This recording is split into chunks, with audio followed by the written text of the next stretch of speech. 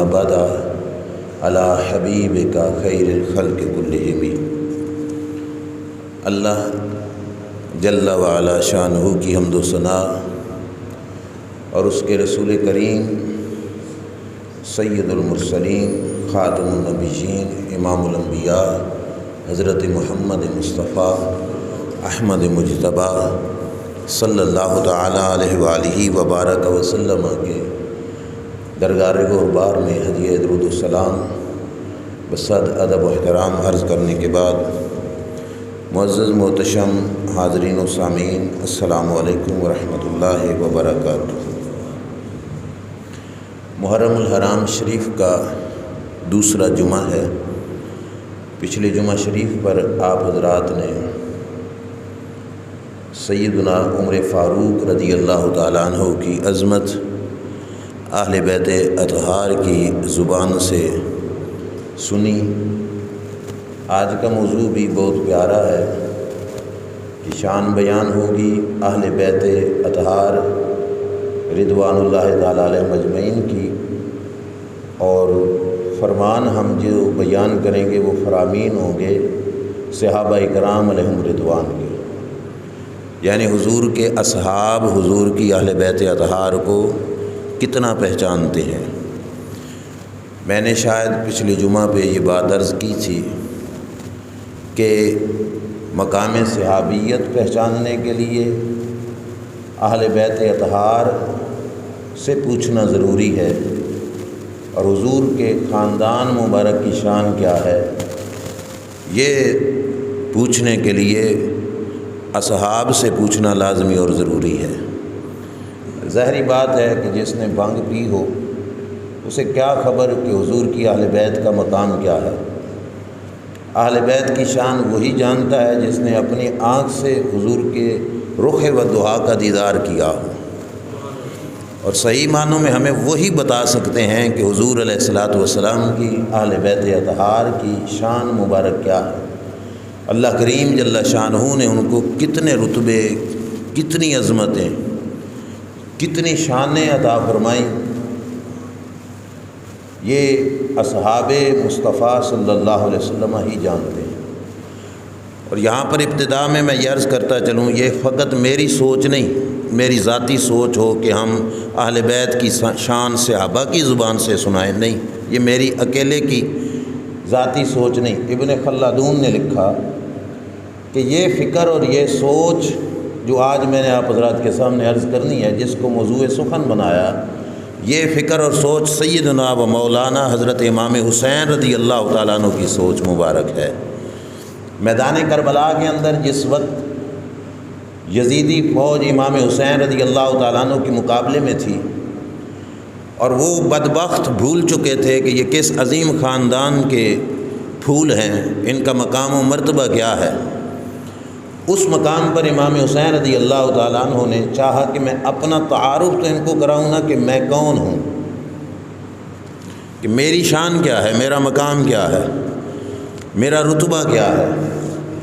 اب یہ ہے کہ اپنی زبان سے ہی بتاتے تو اور بات تھی۔ امام حسین نے حوالہ دیا کربلا کے میدان کے اندر کہ میرا مقام پوچھنا ہو کہ حسین کیا ہے، کتنی شان رکھتے ہیں، کتنا مقام رکھتے ہیں، یہ الفاظ ابن خلدون کے موجود ہیں۔ آپ نے فرمایا سلو انی جابر ابن عبداللہ و زید ابن ارقم و ابا سعید الخدری و انس ابن مالک، فرمایا میرا پوچھنا ہو تو میرے نانا جان کے صحابی حضرت جابر بن عبداللہ سے پوچھو کہ اللہ نے حسین کو کتنا رتبہ عطا فرمایا۔ پتہ چلا یہ موضوع ہم نے گاڑ کے نہیں، امام حسین کی زبان سے پڑھ کے اس موضوع کا انتخاب کیا کہ امام حسین بھی بتاتے ہیں کہ میری شان پوچھنی ہو تو کسی بنگی چرسی کو نہیں پتہ ہوگا، پتہ حضور کے اصحاب کو ہوگا کہ اللہ نے کتنا رتبہ حسین پاک کو عطا فرمایا۔ اب یہاں پہ میں آپ کے سامنے عرض کرتا چلوں ان لوگوں کو کیا خبر مقام حسین کی کہ جو ذکر حسین کرتے ہوئے امام حسین رضی اللہ تعالیٰ عنہ کی شہادت کا ذکر کرتے ہوئے ایسے لفظ ان مقدس ہستیوں کے بارے میں بول جاتے ہیں کہ جو لفظ ہم زبان پہ لانا بھی گوارا نہیں کرتے۔ اور مصیبت یہ ہے کہ الٹی گنگا بہتی ہے، لوگ ہمیں گستاخ کہتے ہیں، اور ان لوگوں کو محب اہل بیت کہتے ہیں۔ شہادت کا ذکر کرتے ہوئے بعض مجمع کو رلانے کی خاطر، اپنا تقریر کا روب مجمع پہ بٹھانے کی خاطر، کہ میں یہ کہوں تو غلط نہیں ہوگا کہ قوم کی جیبیں خالی کرانے کی خاطر لفظ یہ بول دیں گے کہ حسین پاک کا گھرانہ اجڑ گیا معاذ اللہ۔ سنا ہوگا نا یہ لفظ آپ نے۔ آپ مجھے بتاؤ کہ یہ بے ادبی نہیں ہے؟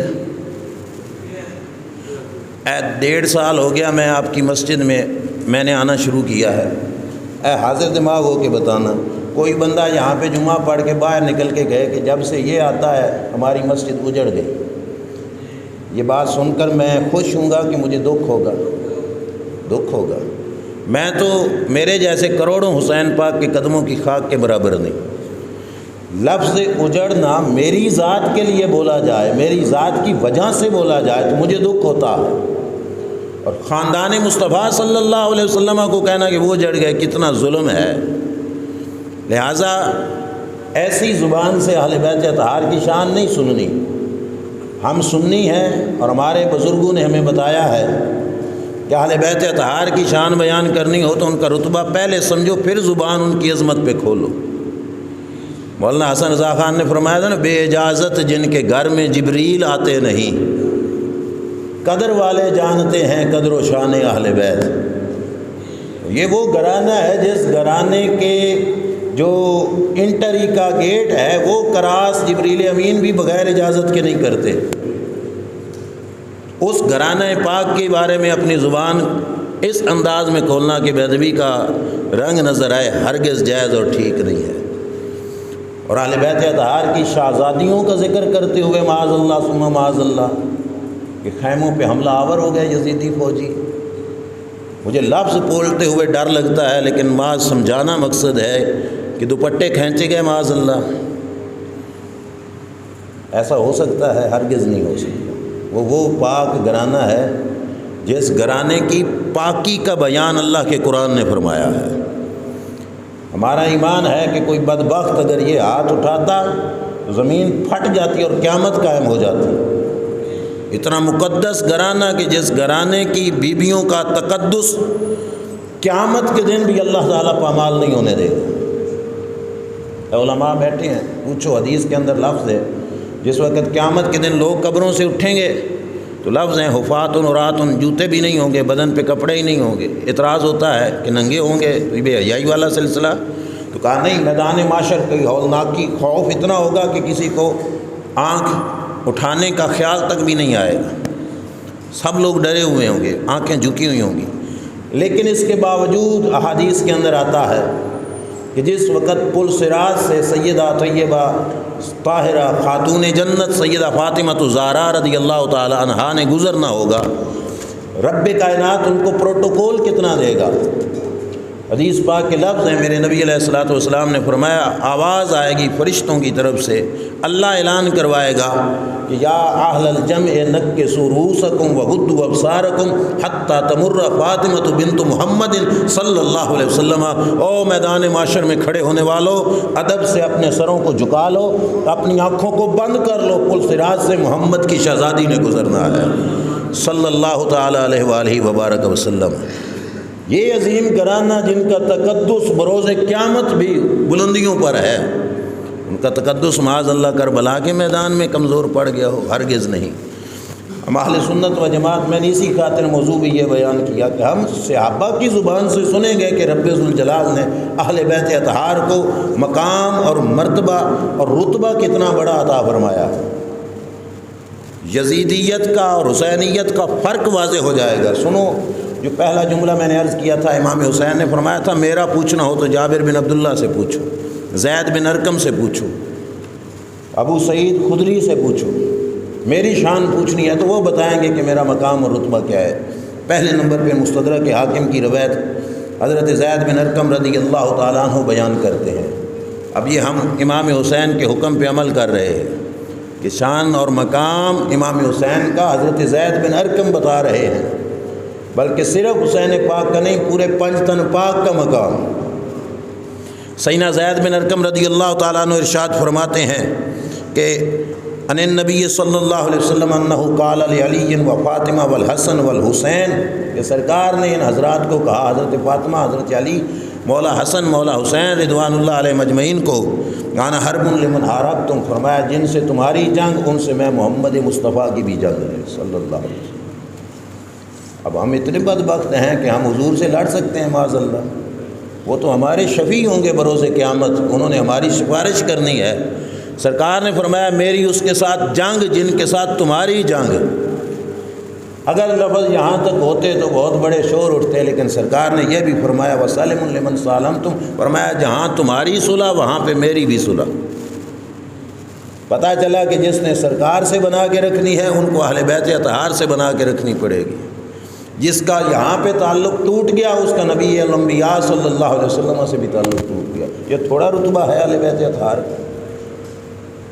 رسول کریم صلی اللہ علیہ وسلم نے فرمایا تھا ارکبوا محمدً فی اہل بیتی، فرمایا میری اہل بیت کے اندر میرا لحاظ رکھنا، میری اہل بیت میں میرا لحاظ رکھنا، تمہیں تب پتہ چلے گا کہ اہل بیت اطہار کا مقام کیا ہے۔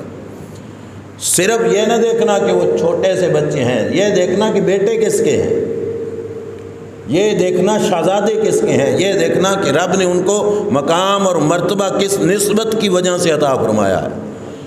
سیدنا امام اعظم ابو حنیفہ رضی اللہ تعالیٰ عنہ اپنی درسگاہ میں سبق پڑھا رہے تھے، جھٹ کے بعد اٹھ کے کھڑے ہو جاتے، پھر بیٹھ جاتے، پھر اٹھ کے کھڑے ہو جاتے، پھر بیٹھ جاتے۔ ایک سبق میں بار بار اٹھ کے کھڑے ہوئے، بار بار بیٹھ گئے۔ سبق ختم ہوا تو شاگردوں نے پوچھا حضور یہ بار بار کھڑا ہونا، بار بار بیٹھنا کس وجہ سے تھا؟ اب بڑی توجہ کے ساتھ، تم وہاں تک بند رہ گئے نا 5 تن پر۔ ہمارا اہل سنت و جماعت کا مزاج کیا ہے؟ ہم تو قیامت تک جیسے رگ میں خون رسول نظر آتا ہے ہمارا سارا ادب سے وہاں پہ بھی جھک جاتا ہے۔ امام اعظم ابو حنیفہ سے پوچھا گیا بار بار کیوں اٹھ رہے تھے، بار بار کیوں بیٹھ رہے تھے؟ آپ نے فرمایا اے گلی کے اندر بچے کھیل رہے تھے اور گلی کے کھیلنے والے بچوں میں ایک بچہ میرے نبی کی اولاد کا تھا، ایک بچہ خاندان مصطفیٰ صلی اللہ علیہ وسلم کا تھا، سید زادہ تھا۔ فرمایا وہ بچہ گلی میں سے گزرتا تو میں اس کے ادب اور احترام کے لیے اٹھ کے کھڑا ہو جاتا۔ بات بہت بڑی تھی کیونکہ امام اعظم کی تھی، جن کو ہم بڑا امام سمجھتے ہیں، وہ محلے کے کھیلنے والے بچے کے لیے بھی اٹھ کر استقبال کر رہے ہیں، ہمیں بتا رہے ہیں کہ لوگوں اس گھرانے کا ادب کرنا اہل سنت و جماعت کے بڑے اماموں کا کام ہے۔ سیدنا عمر فاروق رضی اللہ تعالیٰ عنہ کا دروازہ ہے۔ اب یہ بھی صحابہ کی زبان سے پتہ چلے گا کہ کتنا بڑا مقام ہے اہل بیت اطہار رضوان اللہ تعالیٰ علیہ مجمعین کا۔ امام حسن رضی اللہ تعالیٰ عنہ تشریف لائے اور حضرت امام حسن رضی اللہ تعالیٰ عنہ نے دیکھا تو حضرت عمر کا بیٹا حضرت عبداللہ بن عمر رضی اللہ تعالیٰ عنہما وہ دروازے پہ کھڑے ہیں۔ کہ اندر کیوں نہیں جاتے؟ تو ابا جان نے اجازت نہیں دی، اجازت نہیں ملی، اس واسطے میں دروازے پہ کھڑا ہوں۔ بات بڑی توجہ سے سننا، حضرت عمر رضی اللہ تعالیٰ عنہ کا بیٹا کہہ رہا ہے کہ اجازت نہیں ملی اس واسطے دروازے پہ کھڑا ہوں۔ امام حسن واپس مڑ گیا، جی پتر نو نہیں ملنی تو میں نے کتنے ملنی؟ خلیفہ وقت حضرت عمر کو پتہ چلتا ہے کہ شہزادہ رسول میرے دروازے پہ آئے اور یہ سوچ کر مڑ گئے کہ بیٹے کو نہیں ملی تو مجھے کیسے ملنی ہے۔ حضرت عمر خود چل کے امام حسن کے پاس گئے۔ اے عزت کرنی سیکھنی ہو تو حضور کے اصحاب سے سیکھو، اہل بیت اطہار کا مقام کیا ہے۔ خلیفہ وقت ہونے کے باوجود حضرت عمر خود چل کے حضرت امام حسن کے پاس گئے اور جا کے حضرت امام حسن نے کیا فرمایا؟ انت احق بالاذن منہ، فرمایا سنا تھا تم آئے اور پھر واپس چلے گئے۔ کہا جب بیٹے کو اجازت نہیں ملی تھی تو مجھے کب ملنی تھی؟ تو آپ نے فرمایا انت احق بالاذن منہ، فرمایا وہ عمر بن خطاب کا بیٹا ہے اور تم محمد مصطفیٰ کے شہزادے ہو صلی اللہ علیہ وسلم۔ انت حق بالاذن منہ، ہو سکتا ہے کہیں پہ عمر اپنے بیٹے کو اجازت نہ دے، لیکن شہزادے یہ نہیں ہو سکتا کہ تمہارے لیے دروازہ بند ہو۔ اذا جئت فلا تستاذن، آج کی بات تمہیں سنا رہا ہوں، جب میرے پاس آنا اوروں کے لیے اجازت نامے کی ضرورت ہے، جب شہزادہ رسول میرے دروازے پہ آئے گا اور میں تمہیں اجازت لینے کی ضرورت نہیں، تم بغیر اجازت کے بھی اندر آ سکتے ہو۔ یہیں پر ایک صاحب نے مجھ سے پوچھا تھا کہ حضرت عمر کے دروازے پہ سیدہ خاتون جنت گئیں اور اتنی دیر انتظار کرتی رہیں اور حضرت عمر نے دروازہ تک بھی نہیں کھولا۔ اعتراض کیا جاتا ہے ان کی ذات اقدس پر۔ میں نے پتہ کیا کہا؟ میں نے کہا جس عمر نے خاتون جنت کے لیے دروازہ نہیں نہ کھولا، ہم اس عمر کو نہیں مانتے، ہم تو اس عمر کو مانتے ہیں جس نے کہا پتر نو اجازت لبے نہ لبے حسن پاک تو انو اجازت ملے گی۔ اب کس کی لڑائی ہے عمر فاروق رضی اللہ تعالیٰ عنہ سے؟ ہمیں تو وہ سمجھا کے گئے کہ اہل بیت اطہار کا مقام کیا ہے۔ وہ حضرت عمر سبق دے رہے تھے، اولاد کو پیچھے مننا، پہلے حضور کے خاندان کو ماننا ہے، بیٹے کا پیار بعد میں رکھنا ہے، شہزادوں کا پیار پہلے رکھنا ہے۔ یہ حضرت عمر سبق دے کے گئے۔ کیا اب بھی زبان تان حضرت عمر پہ دراز ہوگی؟ اور یہ بات صرف اس واسطے کہ مقام اہل بیت اطہار حضرت عمر فاروق رضی اللہ تعالیٰ عنہ کی زبان اطہر سے کہ حضرت عمر رضی اللہ تعالیٰ عنہ بتا کے گئے کہ میں اپنے بیٹے کو اس درجے میں نہیں رکھتا جس درجے میں حسنین کریمین طیبین طاہرین کو رکھتا ہوں۔ یہ صاحب اولاد شخص جانتے ہیں، زیادہ اچھی طرح جانتے ہوں گے۔ یہ ابھی بھی حاجی صاحب مجھے بتا رہے تھے کہ ابا جیڈا بھی ڈاڈا ہوئے پتراں دے سامنے جھوکی جاندہ۔ یہ باپ کا اولاد کے ساتھ جو رشتہ ہے وہ یہ ہے، لیکن اولاد اپنی جگہ پہ اولاد ہے، لیکن حضور کے اصحاب بتا کے گئے ہمیں اولاد پیاری بعد میں ہے، حضور کی آل پیاری پہلے ہے۔ اب بھی کسی کو زبان کھولنے کی ضرورت پڑے گی کہ حضرت عمر رضی اللہ تعالیٰ عنہ نے یہ کیا وہ کیا، پتہ نہیں کیا کیا کہانیاں بعض اہل بیت اطہار کو اور ان مقدس ہستیوں کو آپس میں لڑانے کے لیے کیا کیا جوڑ کے رکھتے ہیں۔ اب اس طرف بات نکل جائے گی، ضمناً ایک بات عرض کر کے میں پھر واپس پلٹتا ہوں اپنے موضوع کی طرف۔ سننے کو یہ بھی مل جاتا ہے کہ حضرت عمر نے معاذ اللہ سیدہ فاطمہ پہ دروازہ گرا دیا، ان کے پیٹ میں بچہ شہید ہو گیا، ان کے گھر کو آگ لگا دی۔ آپ مجھے یہ بتاؤ کہ مولا مرتضیٰ شیر خدا رضی اللہ تعالیٰ عنہ جو فرماتے ہیں کہ میں اکیلا ایک طرف ہوں تو ساری دنیا دے جنگجو ایک طرف ہوں، مولا علی نے فرمایا میں کخ برابر پرواہ نہیں، میں ساری دنیا سے لڑ جاؤں گا، علی المرتضیٰ کو کسی کا ڈر اور خطرہ نہیں ہوگا۔ یہ سب کچھ ہوتا رہا اور مولا علی کہاں پہ تھے؟ سوچنے کی بات ہے نا کہ گھر کا دروازہ گر گیا اور مولا علی کہاں پہ تھے؟ اور یہ سارا معاملہ ہو گیا تو مولا علی المرتضیٰ کہاں پہ تھے؟ یہ بات ایک قانون ذہن میں رکھنا، کوئی بھی بات آپ کے پاس پہنچے سب سے پہلے اس بات کو ہم نے اللہ کے قرآن پہ پیش کرنا۔ جو قرآن مجید نے فیصلہ کر دیا ہم قرآن مجید کے فیصلے پر رک جائیں گے۔ اور یہ بھی نہ سمجھنا کہ حدیث پاک کا میں انکار کر رہا ہوں، نہیں، مطلب یہ ہے کہ قرآن کے مقابلے کی بات ہوگی تو ہم حدیث پاک میں یا کسی تاریخ کی بات ہوگی تو ہم وہ کیسے مان سکتے ہیں؟ جب قرآن کہے آپس میں مہربان تھے تو ہم ان کی لڑائیاں کیسے سنا سکتے ہیں؟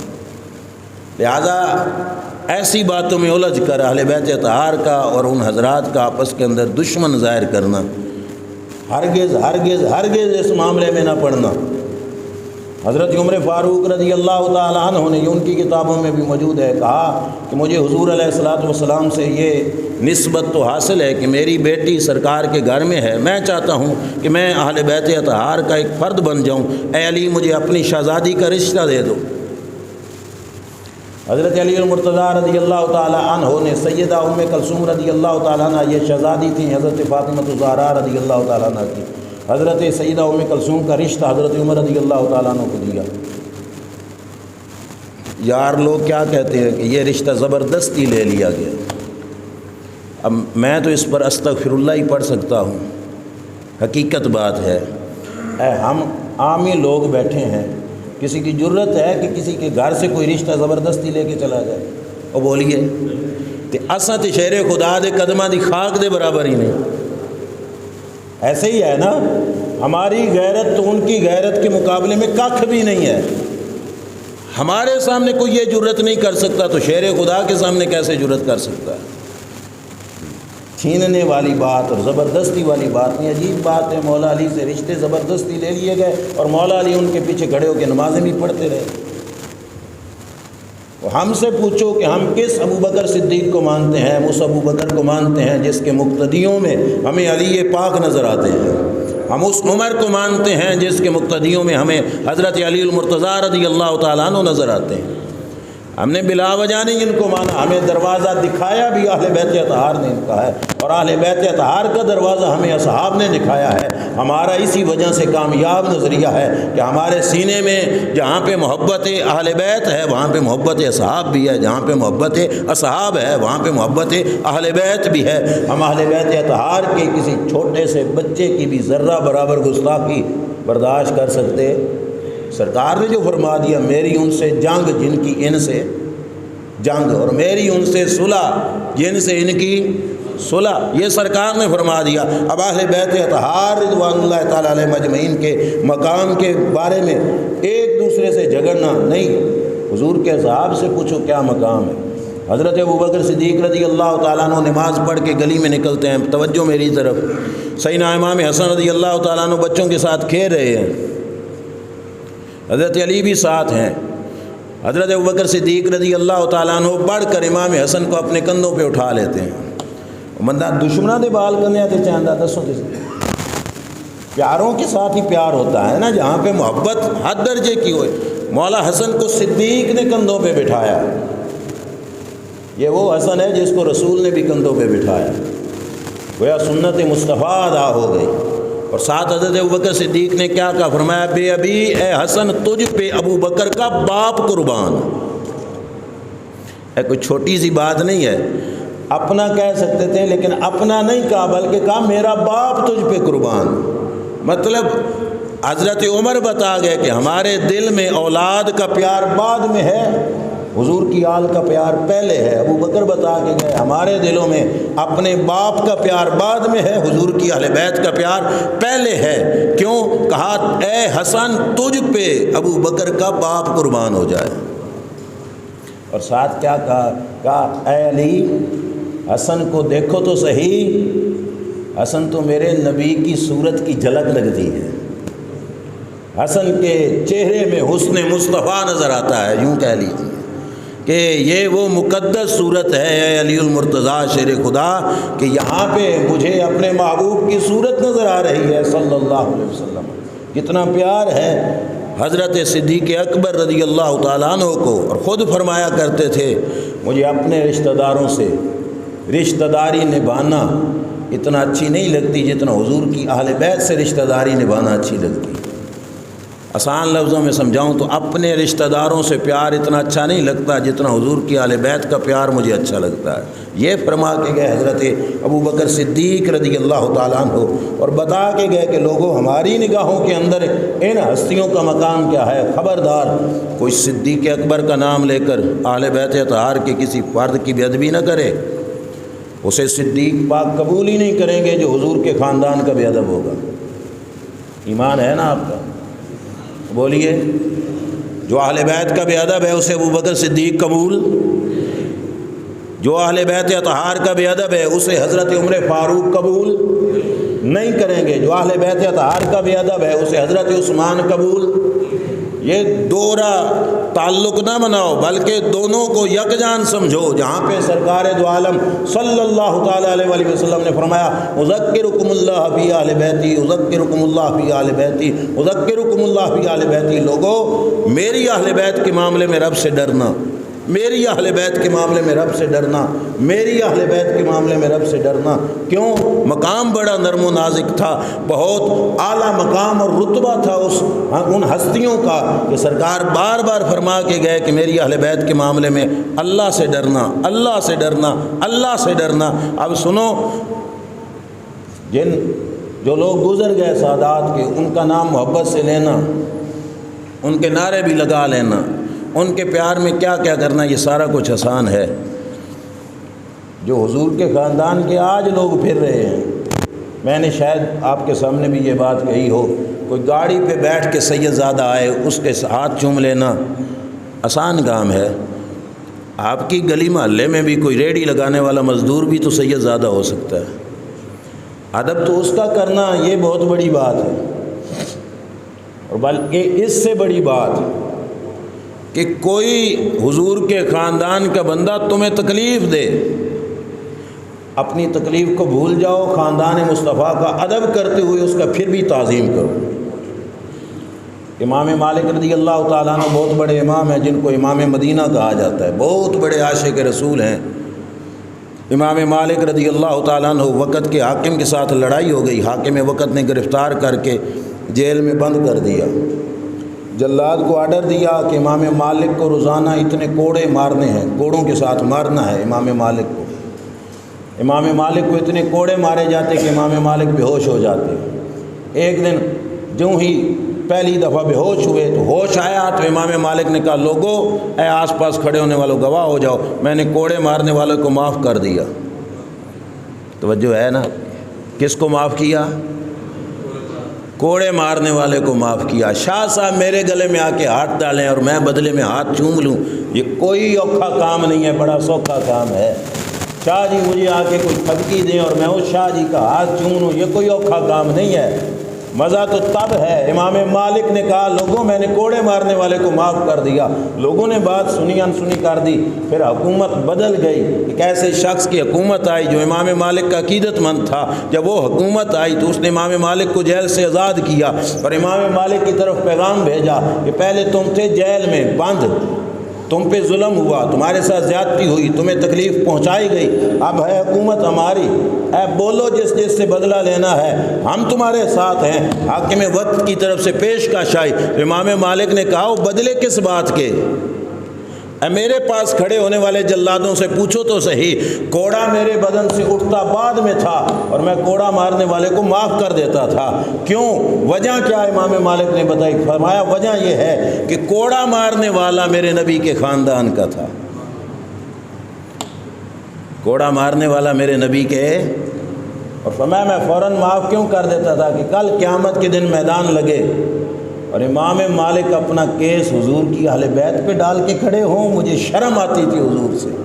میں نے کہا ایسا نہ ہو کہ عدالت خداوندی کے اندر ایک طرف امام مالک ہو اور دوسری طرف حضور کے خاندان کا کوئی بندہ ہو، نہیں، میں نے مارنے والے کو اپنی زندگی میں ہی معاف کر دیا ہے، ہم بدلہ نہیں لیں گے، ہم حضور کی اہل بیت کا اس قدر احترام کرتے ہیں۔ یہ ہے خون مصطفیٰ کا تقدس، یہ ہے مقام، یہ ہے مرتبہ جو رب ذوالجلال جل شانہ نے ان مقدس ہستیوں کو عطا فرمایا۔ آگے سنیے، حضرت امام حسن امام حسین رضی اللہ تعالیٰ عنہما، یہ دونوں شہزادے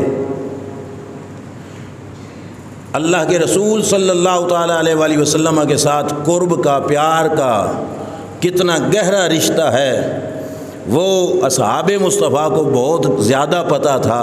مدائن کے علاقہ فتح ہوا، مال غنیمت مسجد نبوی شریف میں آیا، امام حضرت عمر مال غنیمت تقسیم کرنے لگے، مولا حسن آئے، فرمایا ہمارا حصہ دو، تو حضرت عمر نے 1000 درہم اٹھائے امام حسن کو دے دیے۔ پھر امام حسین آئے، کہا ہمارا حصہ، آپ نے 1000 درہم اٹھایا، امام حسین کو دے دیا۔ پھر حضرت عمر کا اپنا سکا بیٹا ہے عبداللہ بن عمر، اس نے کہا ہمارا حصہ، تو آپ نے 500 درہم اٹھا کے اسے دیے۔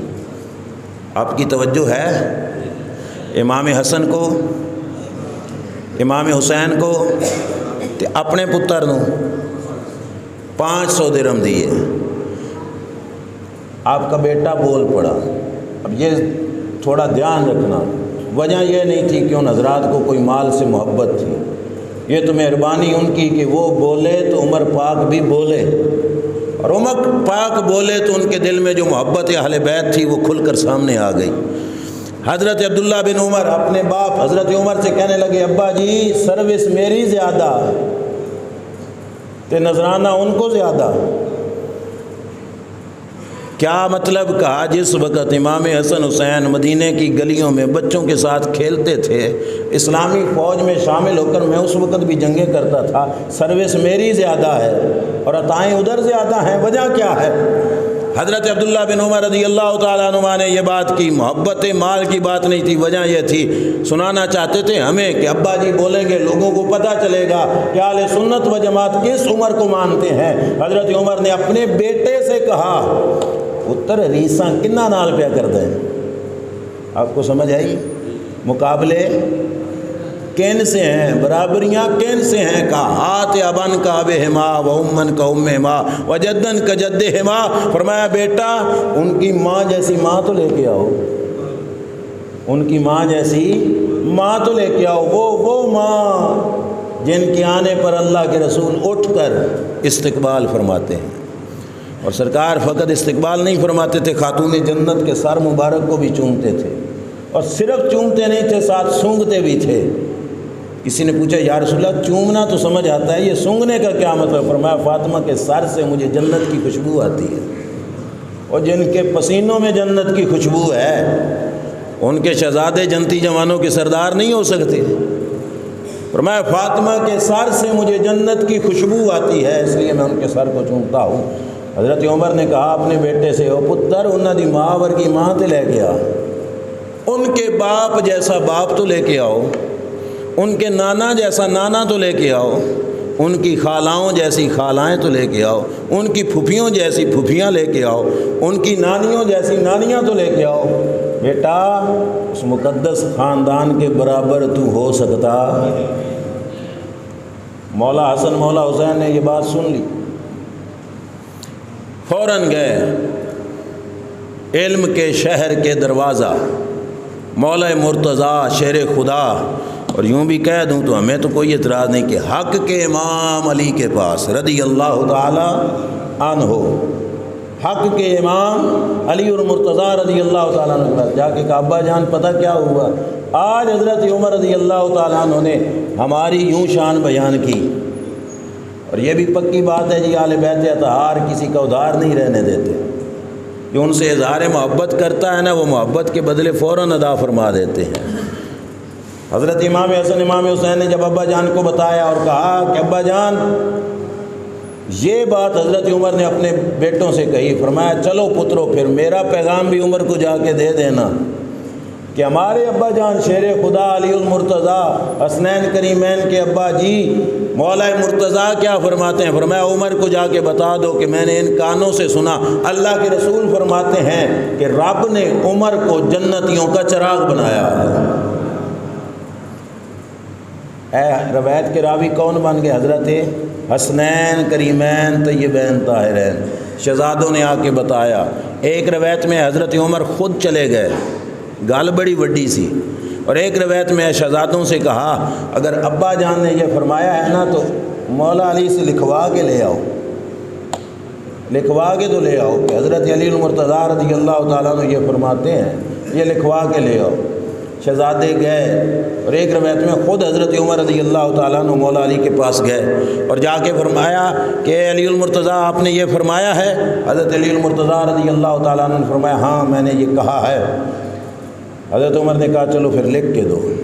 اے جملے الریاض الندرہ ازالۃ الخفا کے اندر بھی موجود ہیں۔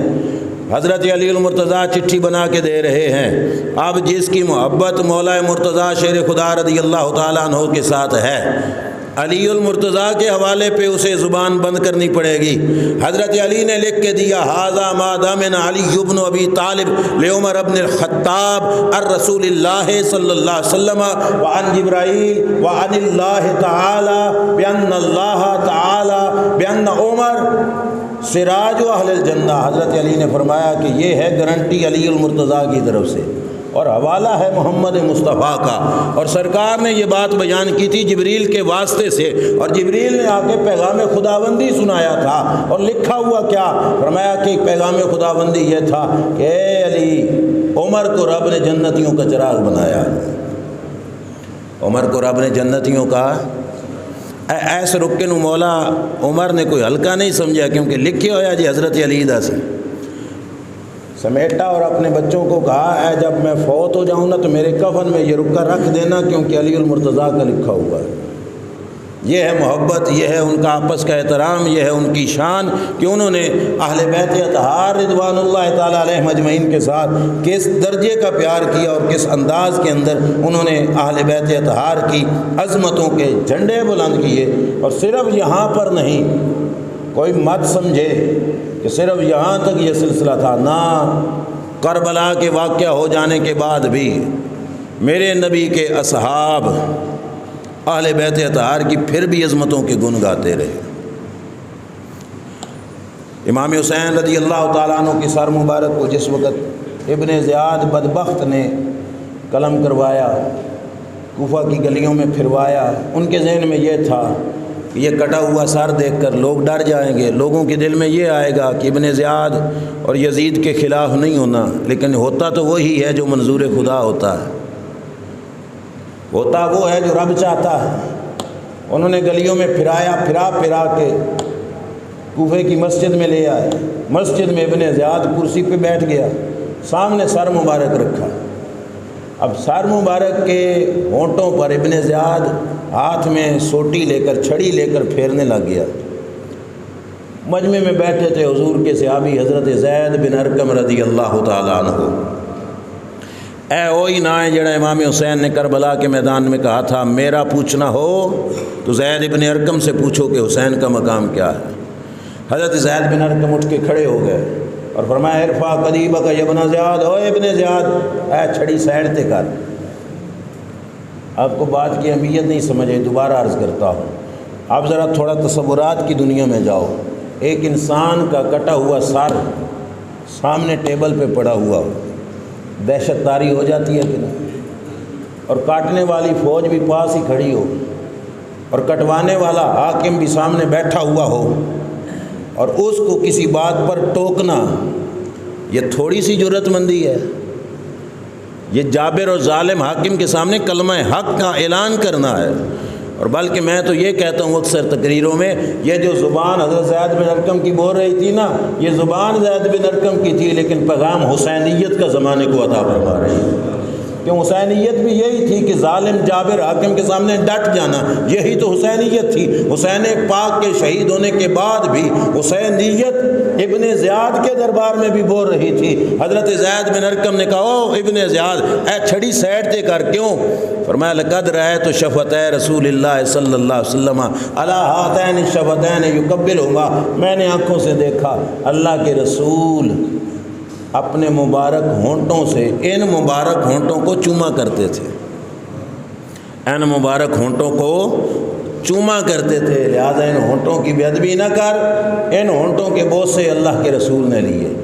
اب میں واپس لے کے آتا ہوں آپ کو جو آیت میں نے پڑھی، اللہ فرماتا ہے لا اقسم بہذا البلد وانت حل بہذا البلد، اے محبوب مجھے شہر مکہ کی قسم، لیکن اس وجہ سے نہیں کہ مکہ شریف میں بیت اللہ شریف ہے، نہیں اس وجہ سے نہیں، وہاں پہ آب زمزم ہے، نہیں اس وجہ سے نہیں، حجر اسود لگا ہوا ہے مکہ شریف کعبۃ اللہ کی دیواروں میں، نہیں اس وجہ سے ہی نہیں، مقام ابراہیم ٹچ ہو رہا ہے وہاں پہ، فرمایا نہیں اس وجہ سے ہی نہیں، صفا مروہ ہے وہاں پہ، اس وجہ سے ہی نہیں، مولا کس وجہ سے؟ فرمایا اس وجہ سے شہر مکہ کی گلیوں کی مٹی نے میرے نبی کے قدموں کے بوسے لیے۔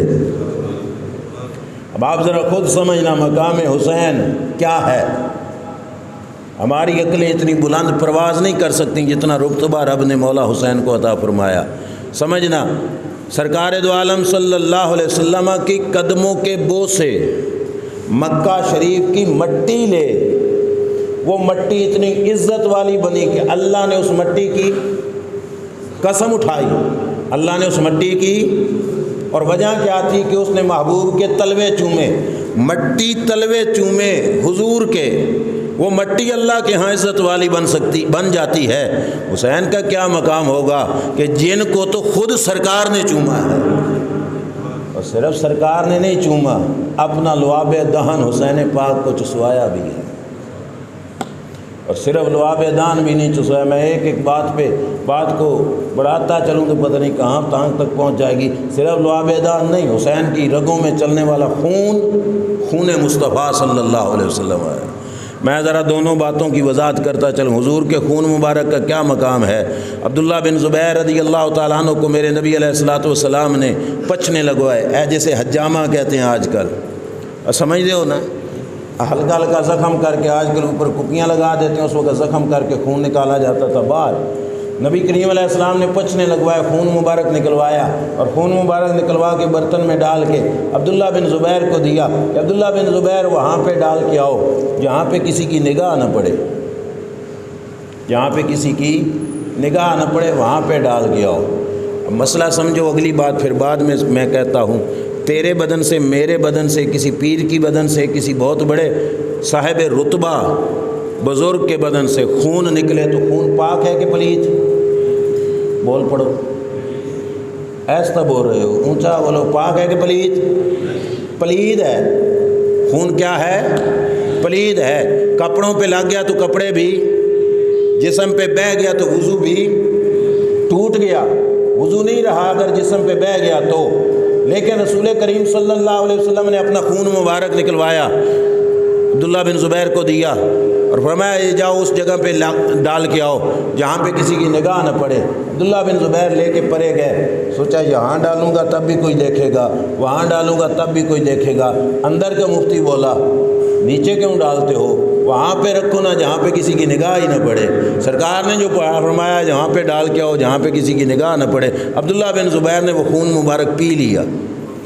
وہ خون مبارک، یہ تو چاند قطرے تھے جو حضرت عبداللہ بن زبیر پی کے آئے۔ جب حضور کے دربار میں حاضر خدمت ہوتے ہیں، وہ فرشوں پہ بیٹھ کے عرشوں کی خبریں دینے والے مصطفیٰ کریم نے فرمایا لعلک شربتہ، مجھے لگتا ہے خون گرا کے نہیں، خون پی کے آئے ہو۔ سرکار کے دربار میں عبداللہ بن زبیر نے عرض کیا جی ہاں یا رسول اللہ، پی کے آیا ہوں۔ میرے نبی نے یہ نہیں فرمایا کہ خون پلید ہوتا ہے معاذ اللہ، کلی کرو جا کے، آئندہ ایسا نہیں کرنا، بلکہ سرکار نے کیا فرمایا، اے عبداللہ بن زبیر میرے خون مبارک کو پی کے آ رہے ہو، سنو میرے خون کے بارے میں رب کا یہ قانون ہے، جس بدن میں میرا خون چلا جاتا ہے اللہ اس بدن کو جہنم کی آگ پر حرام فرما دیتا ہے، وہ بدن جہنم کی آگ میں نہیں جا سکتا۔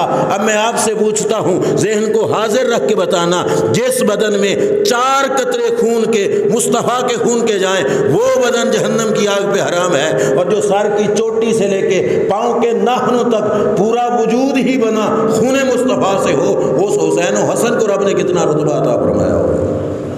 اچھا یہاں پہ رک کے، یہ تو بات تھی خون مبارک کی، حسین پاک کو تو میرے نبی نے اپنا لعاب بھی چسوایا کہ نہیں؟ تو بولیے، سرکار نے لعاب دہن چسوایا۔ اب یہاں پہ مسئلہ ترتیب وار سمجھنا، ذہن کو حاضر رکھ کے، امید ہے میں آپ کو مسئلہ سمجھا لوں گا۔ آپ حضرات جو ہے جس وقت وضو کرتے ہو، ہمارے وضو میں جو پانی ہمارے بدن کے ساتھ ٹچ ہو کے گرتا ہے، وہ پانی دوبارہ وضو کے قابل نہیں رہتا۔ عربی والے کہتے ہیں وہ ماء مستعمل ہے، مطلب ایک دفعہ یوز ہو گیا ہے دوبارہ یوز نہیں ہو سکتا، دوبارہ وضو کے قابل بھی نہیں ہے۔ لیکن علماء کا متفقہ فیصلہ ہے کہ جب وضو فرمائے اللہ کے رسول صلی اللہ علیہ وسلم، جب وضو فرمائے اللہ کے رسول صلی اللہ تعالیٰ علیہ وآلہ وسلم، تو فرماتے ہیں جس پانی نے سرکار کے قدموں کو چوما، وہ پانی 1 درجہ آب زمزم پہ فضیلت رکھتا ہے۔ مطلب آب زمزم کی اتنی شان نہیں جتنی شان اس پانی کی ہے جس پانی نے مصطفیٰ کریم صلی اللہ علیہ وسلم کے قدموں کے بوسے لے لیے۔ توجہ ہے؟ اچھا جس پانی کے ساتھ اللہ کے رسول صلی اللہ علیہ وسلم نے ہاتھ دھوئے، وہ پانی 2 درجہ آب زمزم پہ فضیلت رکھتا ہے۔ 1 درجہ بڑھ گیا کیونکہ پاؤں سے بات کہاں پہ آ گئی؟ ہاتھ پہ۔ جس پانی سے اللہ کے رسول نے اپنا ودعا کا مکھڑا دھویا، وہ پانی آب زمزم سے 3 درجہ فضیلت رکھتا ہے۔ کتنے درجے؟ 3 درجے۔ اور جس پانی کے ساتھ اللہ کے رسول نے کلی فرمائی، منہ میں ڈالا، کلی فرما کے سرکار نے باہر نکال دیا، وہ پانی آب زمزم پہ 4 درجے فضیلت رکھتا ہے۔ مسئلہ یاد ہو گیا تو سمجھ آ گئی اتنی بات؟ اب پلٹو واپس، جو پانی باہر تھا حضور کے منہ میں گیا، گھنٹہ نہیں رہا، کوئی منٹ بھی نہیں رہا، کوئی چاند سیکنڈ حضور کے منہ مبارک میں رہا، پھر نکل آیا باہر، وہ پانی آب زمزم پہ 4 درجہ فضیلت رکھتا ہے۔ جو باہر کا پانی اندر گیا پھر چند لمحوں کے بعد باہر آ گیا، وہ پانی آب زمزم پہ 4 درجہ فضیلت رکھتا ہے۔ اب ذرا اپنے ایمان کے کان کو کھول کے بتاؤ، جو پانی حضور کی زبان سے نکلے بھی اندر سے، یہ تو باہر کا اندر گیا نا اور پھر باہر آ گیا، لیکن جو ہو بھی اندر کا پانی، اس پانی کو لعاب دہن کہا جاتا ہے۔ اور علماء کا یہاں پہ متفقہ فیصلہ ہے کہ آب زمزم تو کجا، جنت کی کوثر و سلسبیل کی عظمت بھی سرکار کے لعاب دہن والے پانی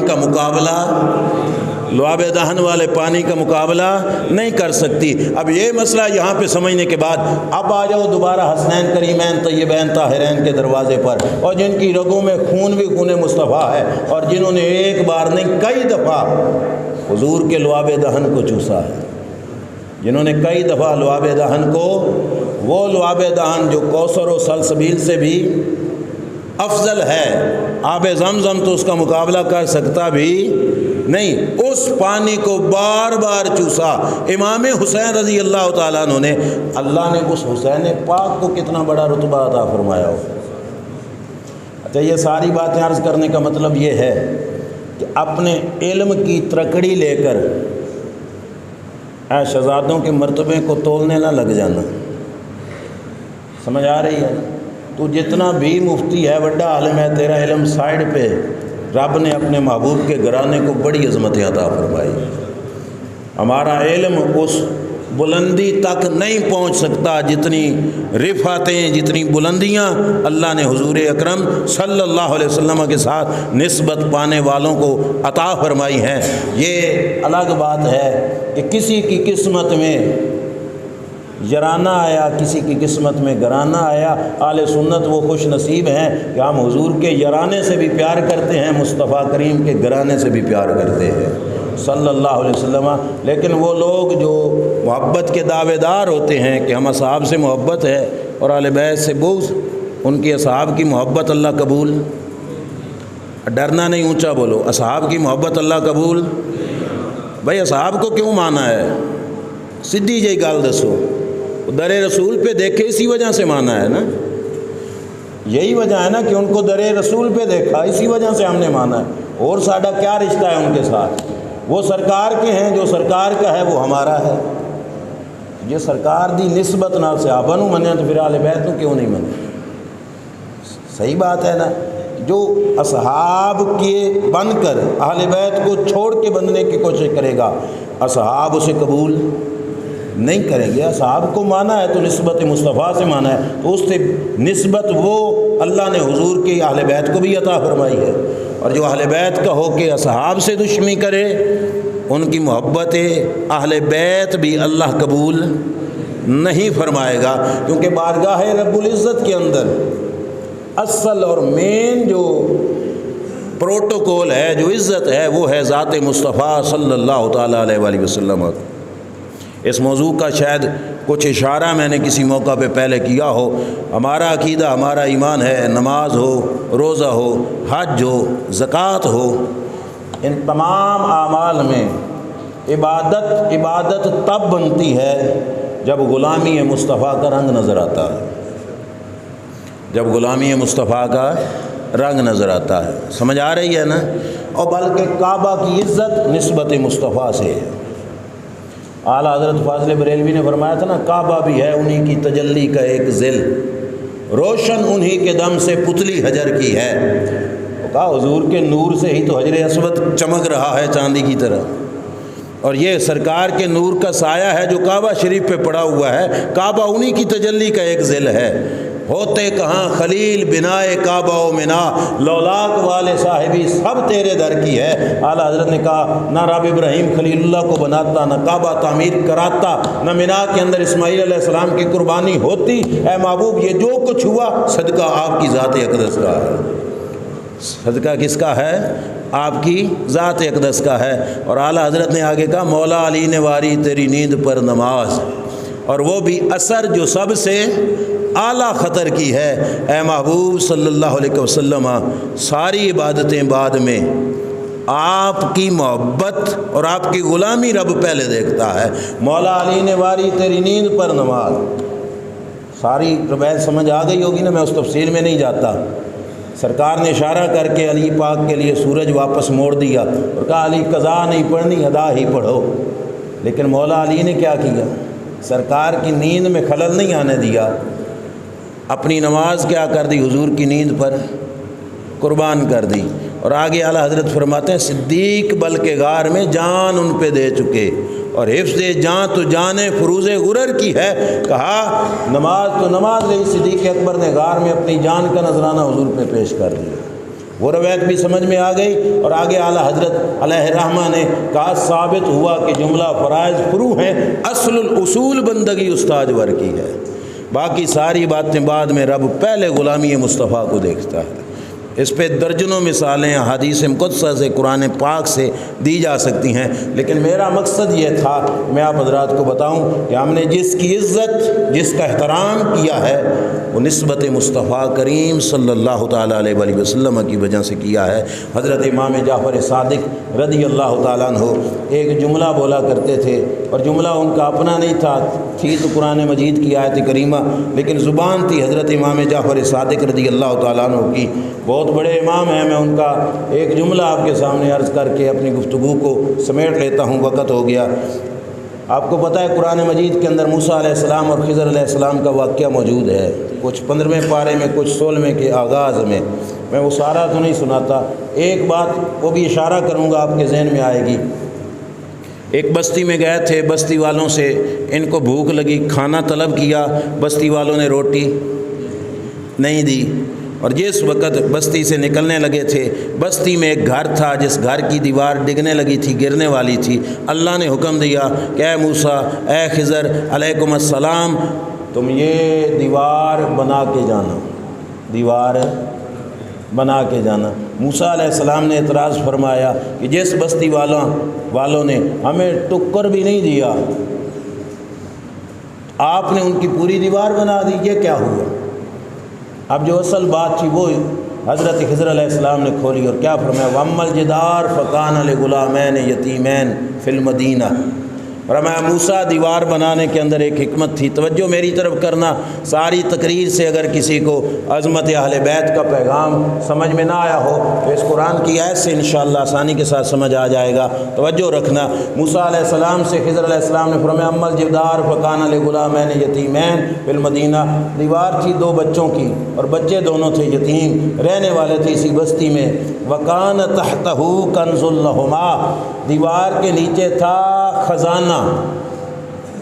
کیا تھا؟ خزانہ، اور خزانہ تھا ان کے باپ کا، نہیں باپ نہیں بلکہ ترجمہ یوں کہ خزانہ تھا ان کے بابے کا، خزانہ تھا ان کے، کیونکہ باپ سے پیچھے پشت میں تھے۔ وَكَانَ أَبُوهُمَا صَالِحًا، فرمایا خزانے والے جو بچے تھے ان کا باپ نہیں بلکہ بابا، ان کی نسل میں ایک دادا نیک تھا۔ اللہ نے حکم دیا ان کی پشت میں ایک بزرگ نیک گزرے ہیں، او پچھلی نسل کا دھیان رکھتے ہوئے ایس محلے والوں کی دیوار موسیٰ علیہ السلام، خضر علیہ السلام تم دونوں بناتے جاؤ۔ کیوں؟ کہ ناندہ پیچھے ایک دادا نیک سی، توجہ ہے کہ نہیں؟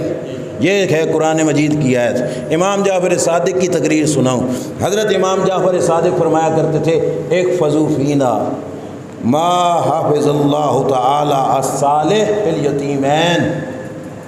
تڑپ جاؤ گے امام جعفر صادق کا جملہ سن کر، اللہ نصیب کرے محبت اہل بیت ہم سب کو۔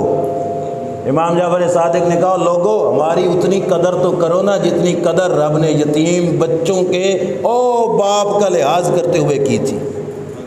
اب تفسیر کا میں ایک جھلک پیش کر کے دوبارہ یہ بات سناؤں گا۔ تفسیر والے فرماتے ہیں کہ وہ نیک بابا ان کی 7ویں پشت میں تھا۔ کتنی پشت میں؟ 7ویں پشت میں، اور ایک تفسیر والے نے لکھا 9ویں پشت میں۔ کتنی؟ امام جعفر صادق فرمایا کرتے تھے اور 9ویں پشت والے بابے کا لحاظ کراتے ہوئے رب نے کہا تھا اے بچوں کی دیوار بنا دو، کیونکہ ان کا 9ویں پشت والا بابا نیک ہے، اور ہمارا لحاظ کرو، حیا کرو، قدر کرو، ہم سے پیار کرو، ہماری عزت کرو۔ ان کی 9ویں پشت میں بابا نیک تھا، ہمارا تو ڈائریکٹ نانا محمد مصطفیٰ صلی اللہ تعالیٰ علیہ وآلہ وسلم۔ یہ پیغام محبت ہر شخص تک پہنچاؤ۔ اور بھائی 9ویں پشت والے بابے کا لحاظ رب نے کروایا، وہ بابا نیک تھا تو رب نے کہا ان کی اولاد کا لحاظ رکھو۔ امام جعفر صادق کہتے ہیں وہ صرف نیک تھا، اور جو ان کے نانا جان ہیں وہ تو لوگوں کو نیک بنانے والے ہیں۔ وَيُزَكِّيهِمْ، لوگوں کو نیک بنانے والے ہیں، پاک کرنے والے ہیں، اور صرف یہی نہیں، وہ نبیوں کے سردار ہیں، نبیوں کے امام ہیں، رسولوں کے تاجدار ہیں، خاتم النبیین ہیں صلی اللہ علیہ وسلم، جن کی نسبت خاندان میں اس عظیم ہستی کے ساتھ جڑتی ہے۔ اب وہاں پہ اپنے عقل کے ترازو لے کر ان کے رتبے کو نہ پہچاننے کی کوشش کرنا، اللہ کریم نے ہمیں حسن عقیدہ سے نوازا ہے، اور ہمارا عقیدہ سچا ستھرا ہے، ہم نے جس کو بھی مانا ہے نسبت مصطفیٰ سے مانا ہے۔ اور یار لوگوں کی کتابوں میں ایک حوالہ تھا، وہ بھی عرض کرنا ضروری سمجھتا ہوں کہ انہوں نے اپنی کتاب میں لکھا کہ جس بندے نے ایک مرتبہ اپنی زندگی میں متع کیا، متع سمجھ رہے ہو؟ چلو سمجھ ہی ہوگی جس کو وہ کسی عورت کے ساتھ تعلق بنا کے زنا والی سنو، متع ایک دفعہ کیا، یہ ان کی کتابوں میں موجود ہے۔ انہوں نے کہا اس کا درجہ حضرت امام حسین جتنا، ان کی کتابوں میں موجود ہے، معاذ اللہ ثم معاذ۔ جس نے 2 بار کیا اس کا درجہ امام حسن جتنا، جس نے 3 بار کیا اس کا درجہ امام مولا علی جتنا، جس نے 4 بار کیا اس کا درجہ محمد مصطفیٰ جتنا۔ جدھر ساری زندگی یہ کم رہا، انہوں نے حسین کو سمجھا ہے، جو ایک مرتبہ اپنی ہوس پوری کر کے حسین پاک کے رتبے کو پہنچ سکتے ہیں۔ ہم اہل سنت و جماعت کا عقیدہ ہے، اور میں ایک نہیں، اہل سنت کے کسی عالم، کسی مفتی کے پاس چلے جانا یہی نظریہ بتائے گا۔ یہ ان کی سوچ تھی جنہوں نے ایک متع سے حسین پاک کے درجے کو پہنچے۔ اہل سنت کا نظریہ ہے کسی کو رب دے کروڑوں سال کی زندگی، اربوں کھربوں سال کی زندگی، اور کھربوں کے کھربوں سال اللہ کی عبادت میں گزارے، ایک جھٹ کے لیے بھی سجدے سے سر نہ اٹھائے، لگاتار عبادت کرتا رہے، غوث بن سکتا ہے، قطب بن سکتا ہے، ابدال بن سکتا ہے، پتہ نہیں جو بننا چاہے بن سکتا ہے، پر حسین پاک کے قدموں کی مٹی کے برابر بھی نہیں ہو سکتا۔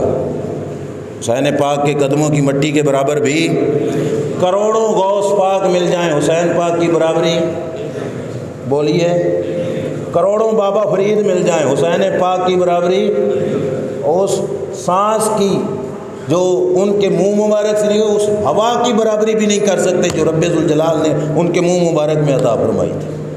یہ رتبہ ہے، اور یہ رتبہ مقام صحابیت کی وجہ سے بھی ہے، اور ان کو تو پھر اور اعزاز بھی حاصل ہے کہ وہ اہل بیت اطہار کا مقدس گھرانہ ہے۔ ہم اہل بیت اطہار سے الحمدللہ محبت کرتے ہیں، اور ہماری یہ سوچ ہے کہ ہم کسی موقع پر بھی ہائے حسین نہیں، ہماری زبان جب بھی کہے گی دونوں ہاتھوں کا سلام پیش کر کے واہ حسین ہم کہیں گے۔ کیا کہیں گے؟ جس کا دل کر رہا ہے وہ بولے، کیا کہیں گے؟ کیا کہیں گے؟ یا کہیں گے سلام یا حسین؟ کیا کہیں گے؟ کہہ لو محبت سے، پیار سے، نذرانہ ان کے دربار میں پہنچے گا، قبول کر لیں گے۔ کیا کہیں گے بھائی؟ سلام یا حسین، سلام یا حسین، یہ نذرانہ ہم ان کی بارگاہ میں پیش کریں گے۔ ظاہری بات ہے آئے وائے تو اسے کی جاتی ہے جو فیل ہو جائے، اور جو پاس ہو، اور پاس بھی اس درجے میں ہو کہ صرف پہلی پوزیشن نہیں، سرکار نے فرمایا اللہ نے تمہیں جنتیوں کا سردار بنایا، اور رب نے تمہیں جنتیوں کا، اور جو پاس بھی ہو اور سرداریاں بھی لے کے جائیں، ان کو آئے نہیں، ان کو کیا کہا جائے گا؟ واہ یا حسین۔ کیا کہا جائے گا؟ واہ یا حسین۔ سلام محبت، سلام عقیدت پیش کی جائے گی 10ویں محرم الحرام شریف کو امام حسین رضی اللہ تعالیٰ عنہ کی روح مبارک کو ٹھنڈک پہنچانے کے لیے گھر میں صبح سے لے کے شام تک قرآن پاک کی تلاوت کرو ہو سکے تو۔ یہ وہ تلاوت ہے جو امام پاک نے نیزے کی نوک پہ بھی چھوڑی نہیں۔ قرآن کے ساتھ اتنی محبت امام علی مقام رضی اللہ تعالیٰ عنہ کو۔ ہمارا صرف زبانی نعرہ یہ نہیں ہونا چاہیے کہ حسینیت زندہ باد، یزیدیت مرد آباد، عملاً بھی ہم یزیدیت کو مرد آباد کہیں۔ یزیدیت جھوٹ ہے، یزیدیت جھوٹ کی پیروکاری کا نام ہے، یزیدیت جھوٹ کی سپورٹ کا نام ہے، اور حسینیت جھوٹ کی مخالفت کا نام ہے۔ حسینیت حق کی علمداری کا نام ہے، حسینیت حق کے جھنڈے کو بلند کرنے کا نام ہے، اور ہمارا ایمان ہے جب تک سنی کے سینے میں جان رہے گی ہم اہل بیت اطہار کے گھرانے کے ہر بچے کو بھی سلام محبت پیش کرتے رہیں گے۔ ہمارا عقیدہ یہی ہے کہ ان عظیم ہستیوں کی شان کو کما حق ہو کوئی سمجھ سکتا ان کے رتبے کو، ان کے مقام کو، ان کے مرتبے کو۔ یہ تو ہم نے نذرانہ عقیدت پیش کیا، اگر مالکوں نے حاضری قبول فرما لی، اللہ تعالیٰ میری آپ کی حاضری قبول فرمائے۔ وآخر دعوانا